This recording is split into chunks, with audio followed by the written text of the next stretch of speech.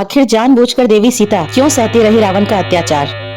रावण जब सीता जी का हरण कर ले गया, तब से जानकी जी ने कभी भी उसकी ओर नहीं देखा। रावण जब भी अशोक वाटिका में जाता तो माता सीता श्री राम के चिंतन में ही लगी रहती थी। वह कभी भी रावण की ओर नहीं देखती थी। धार्मिक ग्रंथों के अनुसार एक बार जब रावण हमेशा की तरह देवी सीता को धमकाने के लिए पहुंचा तो उन्होंने एक तिनके का ओट किया। तब रावण ने अत्यंत क्रोध में सीता को कहा कि तुम इस तिनके को क्या देख रही हो?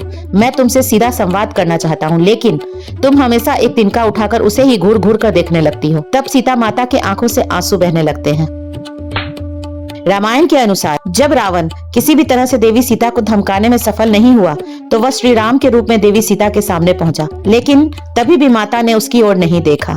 ऐसी एक कथा मिलती है कि जब सीता जी ससुराल पहुंची थी तो उन्होंने पहली रसोई में खीर बनाई। उसके बाद सभी को खीर परोसनी शुरू की। तभी महाराज दशरथ को परोसी हुई खीर में एक तिनका गिर गया। देवी सीता ने सोचा कि आखिर खीर में से वह कैसे निकाले। तब उन्होंने तिनके की ओर घूर कर देखा तो वह जलकर राख हो गया और एक बिंदु के समान हो गया। खीर में तिनके का हाल किसी ने नहीं देखा, लेकिन राजा दशरथ ने सब कुछ देख लिया था।